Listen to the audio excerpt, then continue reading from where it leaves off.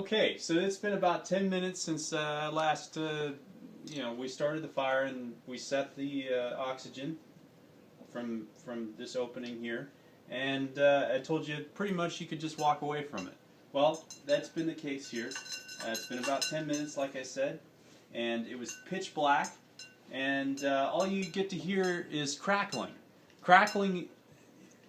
If you hear crackling, you know that the coal is burning.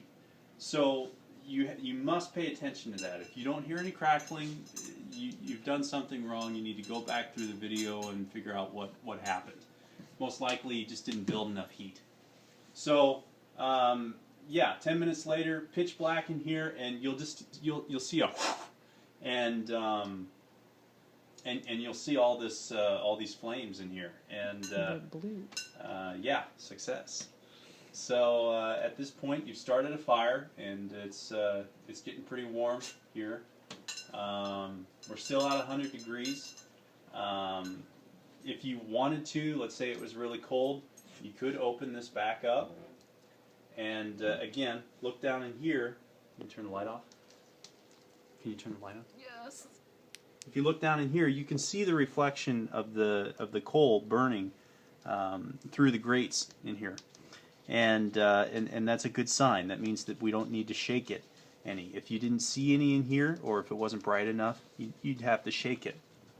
So, yeah, at this point, I'm going to pretend like it was really cold in here. I'm going to open the bottom door, and this is really going to start to burn hotter. The trick is, though, here that if this door is open on the bottom, you're not going to generate a lot of heat in the room. All your heat is going through the stack and up through the chimney and outside the house. So, but it is very good for getting your fire moving faster and getting hotter, so that you can generate heat within the room. Why didn't I do this earlier when we were starting the fire? Good question.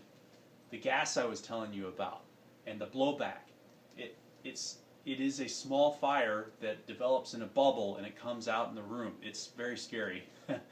Yeah, it scared the shit out of me.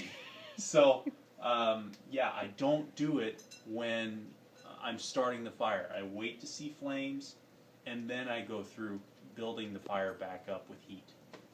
Another thing I didn't mention to you earlier, I like having the coal not wet. So if you're just getting started, you'll have to go through the motions of starting it with wet coal. It's not really that big of a deal. But let's say you're out of the house for 6 hours, and the coal fire is kind of going, but it's on its last legs. If you've got wet coal that you've got to drag out of from outside or in the basement or in the garage, wherever you're keeping it, and it's wet inside the bag, and you throw it in your fire, it's probably going to put the fire out. But if you always keep this bucket full of coal, it's going to dry as it's next to the fireplace, and that way, if you need to throw some in there, it's not going to put your fire out. So it might help you revive that fire, so you don't have to go through this whole process by accident. And yeah, so this is pretty much it. I'm going to wait for my thermostat to get up to about 250 degrees, 220, 250, and I'm going to shut my door. And like I said, I'm going to back this out to 3/4 turns from full shutout, and we're done. With a full amount of coal in here, don't ever pack it above the bricks, but if you put it to the bricks, this fire will burn about 8 hours at 3/4 turn.